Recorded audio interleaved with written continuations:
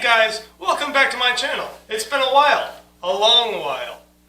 To the 40-something of you returning from back when I used to upload crappy video game walkthroughs and stuff, you'll have noticed that all of that is gone. That's because it sucks. I've unlisted it so as to not let anyone see that, and I'm rebranding my channel as a commentary channel. That's not to say this commentary video won't also suck, but you know, just like Jarvis Johnson, I'm trying my best. So that's enough of an intro, let's get right into things. So what are we looking at today, you ask?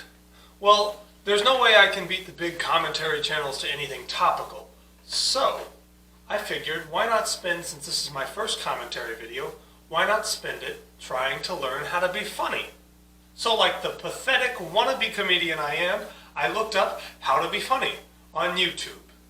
And this, somehow, this is the first thing that popped up.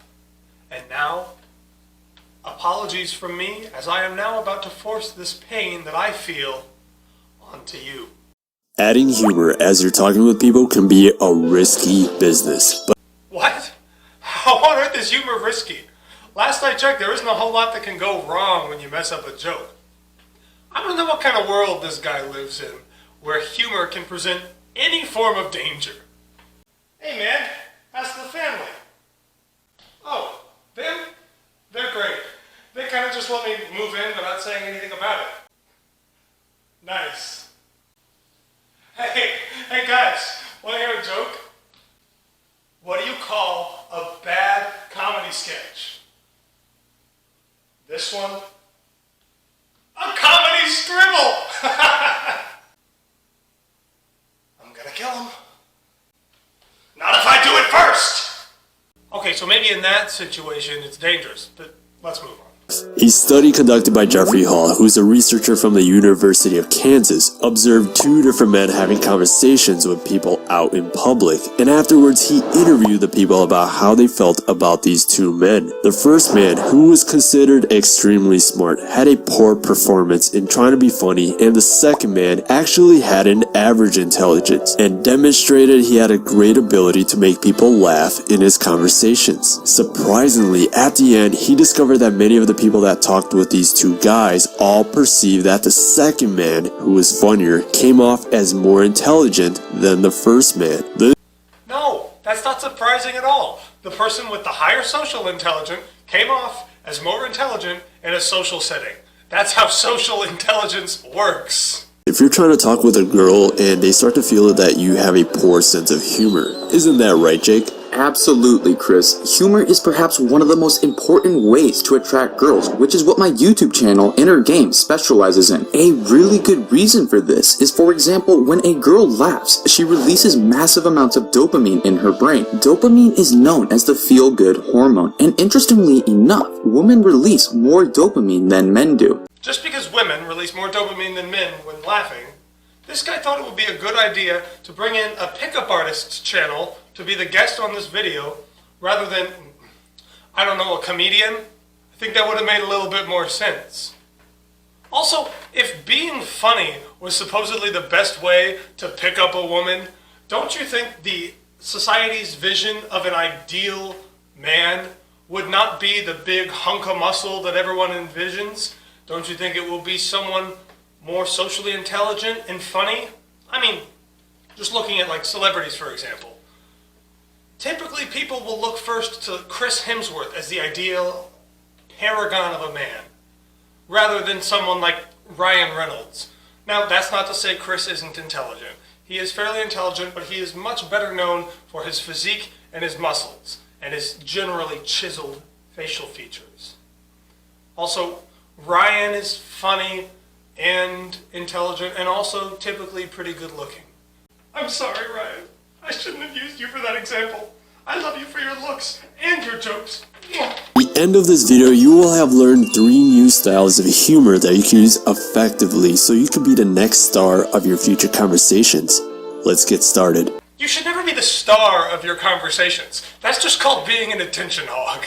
After learning that, the only difference you really need to know is how to adjust your style of humor to different kinds of people and situations that requires different types of humor. That's actually a great tip. I can't wait to see how they elaborate on that further on in the video. What's that? They don't? Oh, how silly of me. Of course they don't. For this next clip, I should explain. They're trying to teach us how to use misdirection to make our audience laugh. This is a pretty legitimate strategy overall, but the way they present it, it's just... Well, you'll see for yourself. So first, before you end your talk with something that the other person expects you to say, you should ask yourself, what does my audience expect me to say right now? Once you've figured it out in that moment, what they think you'll say, it's simple from here on out. You just need to say the exact opposite. Essentially, No, that's not how misdirection works. Imagine someone standing in front of a crowd trying to make people laugh using the advice they just gave.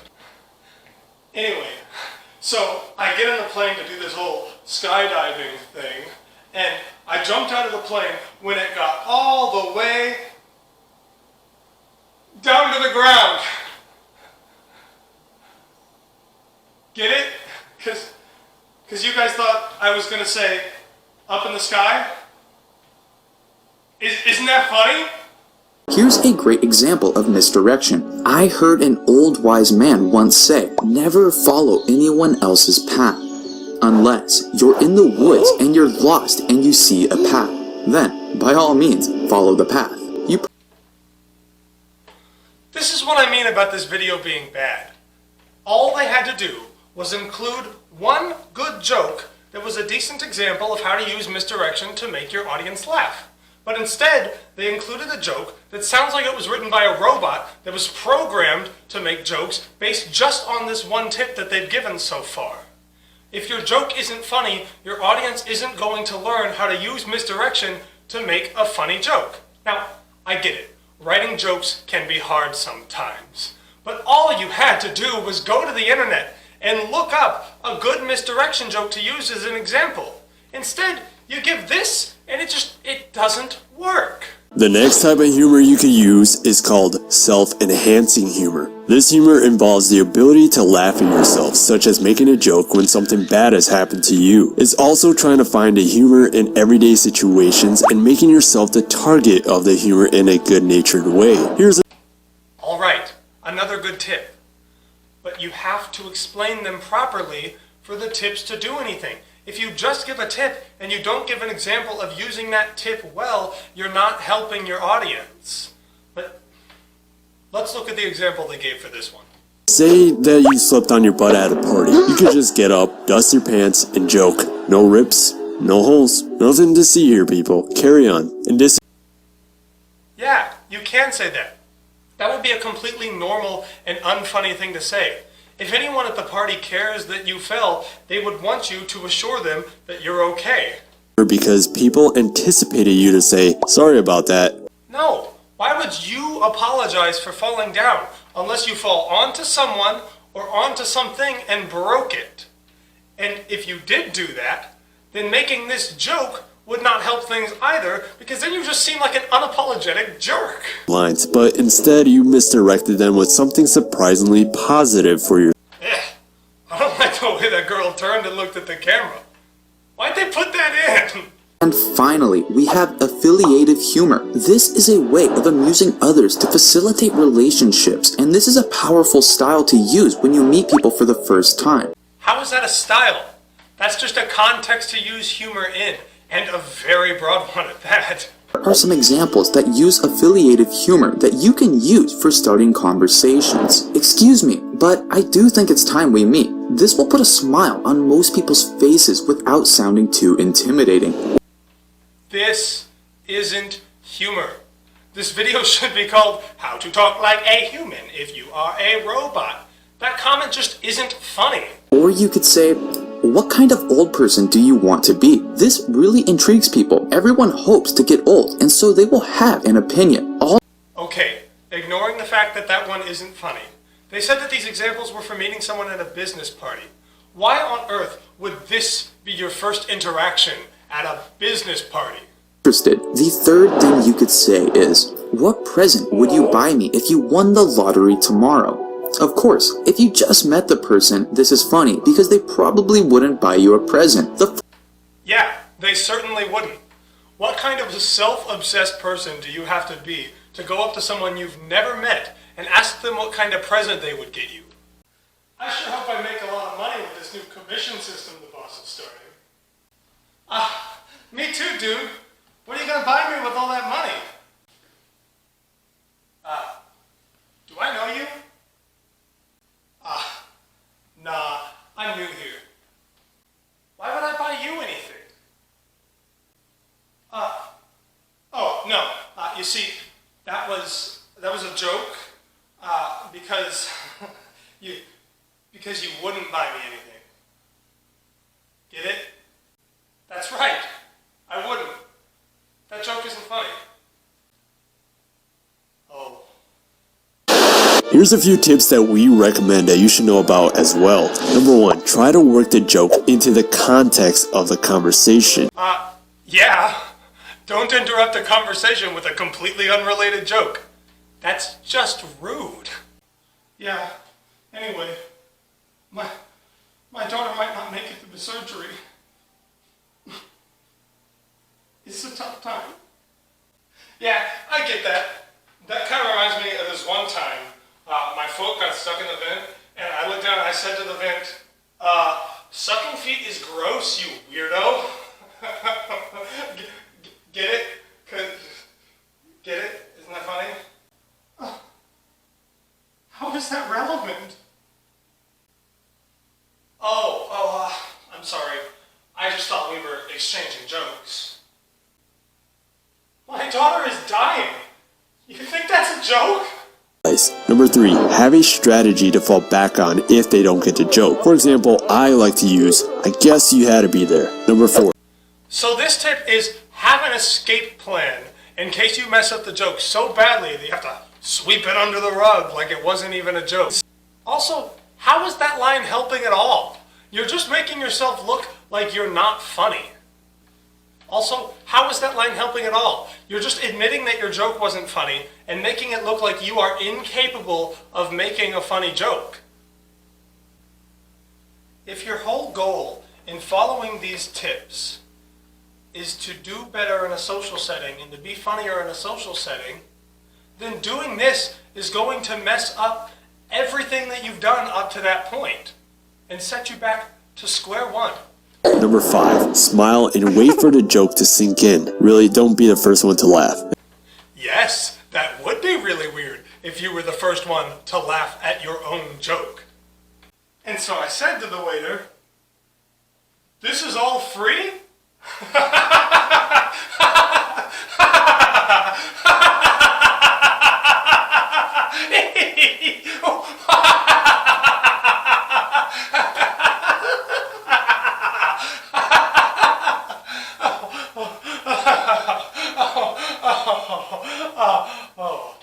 Although, I'm sure their tip isn't going to help anything anyway.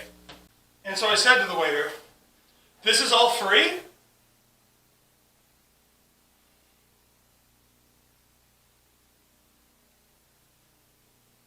Why are you smiling like that?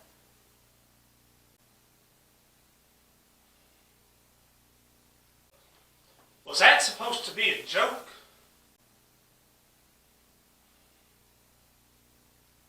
Dude, stop staring at me. You're freaking me out. This is weird. Let's go somewhere else. Yeah, I'm right behind you.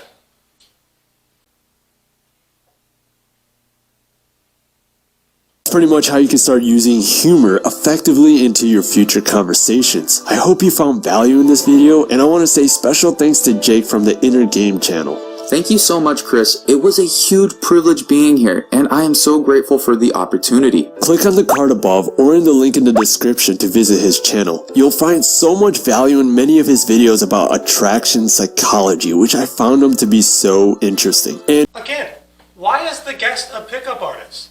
I mean, I see how it loosely relates, but pickup artists on the internet already have a pretty big reputation of being really creepy. Check out Scott Kramer and Eddy Burback's videos on the subject. They're pretty darn good videos. You should go check them out. I just feel like this video doesn't seem to grasp that some people want to be funny just because they like the feeling of making other people laugh. Being funny isn't just a strategy in picking up girls. It's so much more than that. And when you simplify it to being attractive, you discount all the people who just want to be funny. Anyway, guys and gals, thanks for watching this video, sitting through it to the end of however long it is. It means a lot to me that you would sit through this all the way. So another big thanks to Danny Gonzalez, Gooden, Kurtis Conner, Scott Kramer, Jarvis Johnson, Eddy Burback, etc. You guys, if you ever watch this, I just want you to know how much your videos mean to me and how much they inspired me. I mean, obviously they did to some extent. I'm doing this now, ripping you off, you know. It's fun to be a part of the genre now. Anywho, one last thing. If you all enjoyed this and you want more, please drop a subscribe. I would appreciate that a lot. If you liked it, like it. If you want to share it, please, I implore you. The only way people are going to see this is if you guys take action and show it to people that you think might enjoy it. So, thanks a lot for watching, and I hope you're all doing wonderfully. Ciao!